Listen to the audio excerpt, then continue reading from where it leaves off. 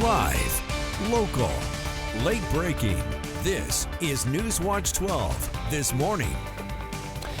Good morning. The time is 6 a.m. on March 11th. Welcome to Newswatch 12 this morning. I'm Damien Alvarado. And I'm Brinkley Hill. We're taking a beautiful look at Mount Shasta this morning from the Mount Shasta Resort. Let's check in with Storm Tracker 12 meteorologist Sarah Kress to see what we can expect for Tuesday. Hey, your Tuesday is going to be starting out pretty much very similar to what we saw yesterday. You'll also expect to see some mild high temperatures, but it is a transition day. We're getting ready for that next system that's going to move through starting tonight into tomorrow. So we'll expect some gusty winds into the afternoon, but we'll also see those clouds begin to increase. But let's talk about what you can expect this morning. Temperatures into the 30s for the Rogue Valley will be a bit chilly. By the time you're heading home from school, we'll be into the 60s. We'll see a bit more cloud coverage. Chances for showers won't be there quite yet, but we'll see them develop as we head later into the evening. Around the rest of the region, what's it feeling like this morning? Well, 26 into Lakeview, 29 for Montague. Along the coast, 39 for Gold Beach. High temperatures today will make it into the lower 60s for Medford and Grants Pass. Heading over east of the Cascades, still slightly above average, 56 for your high to Klamath Falls. Wairika making it to 61. There are some rain chances that we are seeing. They'll start this afternoon, late this afternoon, along the coast. Brookings first, and then as we head overnight, we can see those chances increase greatly for the whole region. But for today, on your Tuesday, winds will pick up as we head into the afternoon out of the southwest, so it will make for a breezy afternoon. It'll be rather pleasant, but tomorrow is when we really are expecting to see those winds pick up even more, so stronger wind gusts, especially as we're heading over into Siskiyou County and over areas east of the Cascades. We could see those gusts between 50 to 55 miles per hour in certain areas. Now, snow levels do drop off a bit as we head into tomorrow and Thursday morning, and we could see a mix of showers as we head into the Rogue Valley. But I'll break down the timing of these next few systems coming up in our next forecast. Governor Tina Kotek and state lawmakers are taking new steps to tackle Oregon's struggles with K-12 education. Some of those efforts will come through the governor's direction. House Bill 2009 directs the Oregon Department of Education to study the adequacy of public education in the state. There's also a Senate bill that's asking to do the same thing. The department will have to submit a report on its findings along with any potential recommendations. Governor Kotek wants to see two new metrics added to what the department already studies: kindergarten through second grade attendance and 8th grade math proficiency. She says those metrics are strong indicators of future attendance and high school graduation. We're going to make sure that school districts are regularly checking in on outcomes so they have real-time information on what works and what doesn't, so they can adjust when needed in the best interest of their students. And when things aren't getting better, I believe it's on us to lean in, get involved, and work with the school districts to get them on the right track.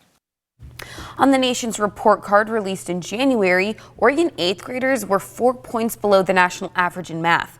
If districts continue falling behind on the metrics, the governor wants a hands-on approach. That might look like required coaching and intensive support, or the state telling districts how to use up a quarter of their budget. Former Oregon Republican Congresswoman Lori Chavez DeRemer is now President Trump's Secretary of Labor. The Senate voted last night to confirm her in a vote of 67 to 32. 17 Democrats voted yes and 3 Republicans voted no. During her confirmation hearing, Chavez DeRemer declined to say whether she still backs the PRO Act, a bill aimed at making it easier for workers to unionize and penalize employers who stood in the way of those efforts. Continuing our coverage of the collapsed North Medford gym, the demolition process beginning with crews shoring the site. This helps keep parts of the building structurally sound while crews start to remove the debris. The Medford School District said last week in a meeting that students would probably miss up to 1 year of having a gymnasium. MSD is considering placing a temporary structure on campus that could be used for both student athletics and extracurriculars. Demolition continues this morning when the gym walls are set to come down. The Upper Illinois River Watershed Post-Fire Restoration Project started in 2023, while crews have focused on replanting and remediating areas devastated by the Slater Fire. The project received trees from Shoals Valley Native Nursery in Forest Grove. Native trees and shrubs were planted on 74 acres of land severely burnt by the fire. In addition to environmental impacts, The project has had a positive impact on local morale. Just really grateful to be seeing results and to be able to be part of this work. That's what we're doing out in the Illinois Valley is trying to do good work on a local scale. Forestry and Pacific Ridgeline Forestry have faced challenging terrain. Many of these same crews helped save the Illinois Valley from the Slater fire. Their efforts are seen as a full circle moment for the Fire Resiliency Initiative. A celebratory event will be held on April 5th at the newly remodeled Cave Junction Library. The community can gather to acknowledge the progress made and look ahead to future restoration efforts. The Rogue Valley Transportation Department has announced a brand new route in Central Point. Route 41 will begin at the Medford Airport and make stops throughout Central Point. The route will make stops at Albertsons, Providence, Crater High School, and Twin Creeks Park. It can also be used to reach Medford and White City. The route will run Monday through Friday between 7:30 a.m. and 5:30 p.m. Service will begin March 17th. Rogue Valley Street Dog, a talent-based group providing medical attention, food, and supplies to local dogs in need, received an award from the Oregon Veterinary Medical Association. The award recognizes an individual, organization, or company that has promoted the veterinary profession and the well-being of animals. The group's priority is to fund and set up spay and neuter services, cutting down on overpopulation. But Street Dogs also gives out meds, harnesses, food, and even grooming free of charge. A lot of people are just barely getting by, so to keep their housing when they do have it, they need every penny to go towards that. RVSD started in 2013 as the Street Dog Project. Their spay and neuter services are the #1 priority for local animals. The organization spayed and neutered more than 500 animals in 2024 alone. Oregon's unemployment rate has risen to 4.4% in the month in January. The overall U.S. unemployment rate was at 4% in the month of January, and some of the biggest gains in jobs were in professional and business services and leisure and hospitality.